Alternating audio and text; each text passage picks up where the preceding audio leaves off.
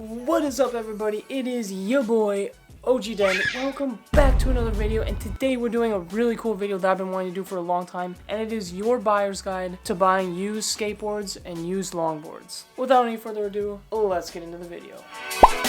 Now, buying used skateboards and especially used longboards can be an extremely beneficial thing because not only are you recycling used boards that still have life in them, but you're also saving a ton of money. Longboards are expensive. Trust me, my loaded boards go upwards of $300 for complete boards, and just for the deck, those things cost almost $200. And yeah, they're premium boards, but still, they're expensive as heck, and even the cheaper ones can still be expensive. So buying used ones can seriously save you some money, and it's just kind of cool to get them. I don't know. So I've compiled a quick little list for you guys on places that you can check out to kind of find these used boards and stuff. So first off, for the online stores, I would recommend checking your local Craigslist, eBay.com, or Facebook Marketplace. Now, I'm aware that not all of these are available in some of you guys' countries or whatever, but if you do live in America, they should all be available. Craigslist, if you don't know, it's basically a website where you can find postings from people that are in your nearby area that are selling things, and then you contact them through email usually, and then you can meet up with them somewhere and trade with them. Sometimes they'll let you ship it, but most of the time it's in person, so it's kind of hit or miss because if your area doesn't have a lot of people selling boards, you know, you're kind of out of luck. But it could definitely be a good place to look, and you can get some insane deals on there. As with eBay, I've actually bought a few used longboards on eBay, and they've all been great, and eBay's a really good place to look. What you want to look for is low shipping price or free shipping, and then really good discount prices. And then, you know, you want to check the quality of your deck just looking at the pictures. We'll get into that more in a second, but eBay is another really great place to look for used boards on the internet. And then Facebook Marketplace, it's kind of a mix between Craigslist and eBay. It's like you can meet up in person, but you can also sometimes order it online. It just kind of depends, but it's just another avenue. Like if the other two aren't working for you, you might have some luck there, so check it out. I almost forgot to mention another really cool spot on the internet to find used longboards and stuff is actually Reddit. If you go on the subreddit r/longboarding, every week they post a new buy and sell thread on there where people are listing a bunch of listings for boards and components that they're selling or that they want to buy, and you can just message people, inquire, set up an inquiry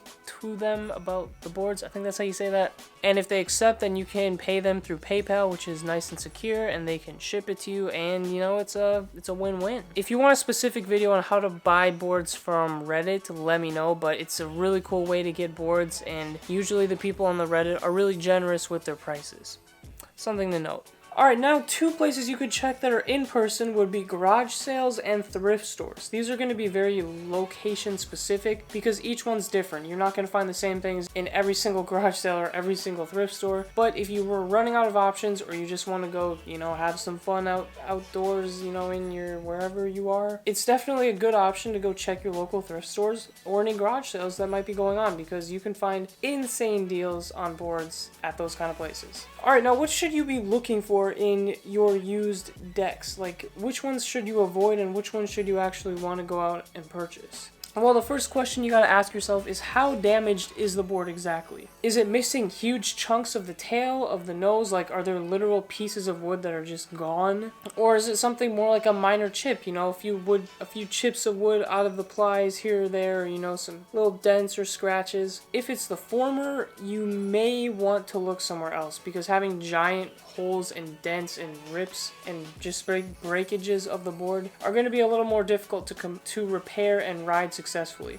Now, you could 100% repair it and use it as wall decoration, but I can't promise you that it's going to be structurally intact to ride it and not just get worn down in like a week. Now, if it's something where it's just like minor chips or just like rough scratches or small dents or something, you're probably going to be fine, and that's what I would look for as far as like major damage. If it's just something like that, definitely don't toss it aside and think that it's not good enough because those things can definitely be fixed and be ridden quite well, to be honest. Along with that, if there's any general scratches or blemishes, like if the graphic on the bottom is all scratched up or the grip tape is kind of torn, don't worry about that. We can fix all of that stuff later. Just make sure that the price is what you want and you don't have to worry about that stuff. One thing to look out for though is rotten wood. Make sure that the wood of the deck is in somewhat decent condition. If it looks rotted or like literally crumbly and falling apart, that's something you're going to want to avoid unless you're just planning on, you know, restoring it and using it as a wall decoration.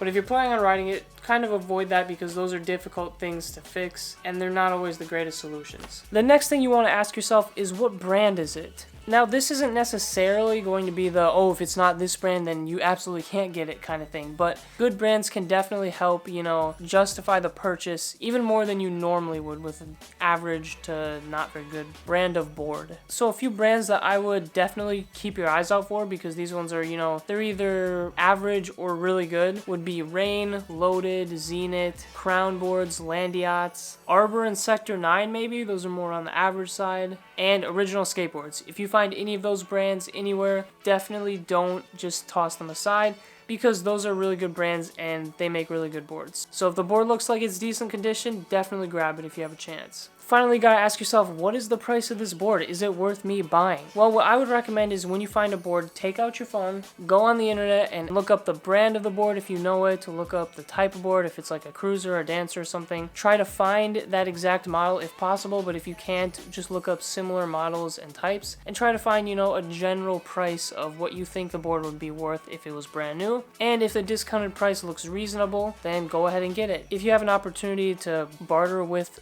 a person directly to try to get a lower price, that's definitely something you can also do if you think the price is a little too high. But I would just say make sure that whatever you're doing, make sure that you're getting a significant discount on the board, because you'd rather not get the board and then repair it and then realize that with repairs you basically could have just bought a new one. So make sure you're getting a good discount on it. So you got your board. Well, now what? What do you do with it? Well, I'm going to have videos in the future about me restoring boards, but let me just give you like a really quick crash course. What I use to restore boards is wood glue, spray paint, and clear coat spray. I use the wood glue to fill any cracks or blemishes or just gaps in the deck. I let that harden for a few days. I spray paint over the bottom or any edges that need it with my choice of base color. I take some paint markers or just acrylic paint and paintbrush, paint a cool little picture on there, or, you know, do whatever you want. You don't have to paint picture. You could add more layers of spray paint on it. And then I take a clear coating layer, coat that thing so it's waterproof and looks brand new. If it needs to, I can replace the hardware like the nuts and bolts. I can replace the grip tape if that's old.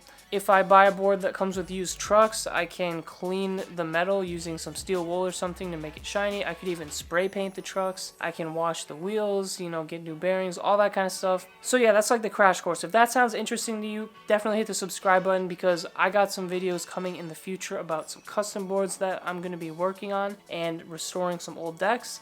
So something to look forward to. But anyways, yeah, that is my buyer's guide to buying used skateboard decks. It's a super good thing to do.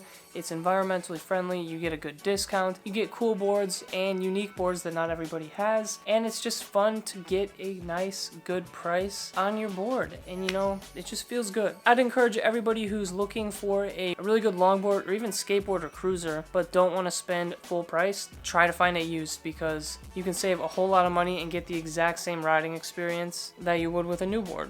So that's all I got for today's video. I hope you guys really enjoyed the video, and if you did, please hit the like button or hit the subscribe button for me. We're trying to grow the channel out here. I'm not gonna waste any more of your time. It's been your boy OG Den signing out. I'll see you guys on Wednesday for another video. Hope you enjoyed this one. Peace out. Have a good rest of your day.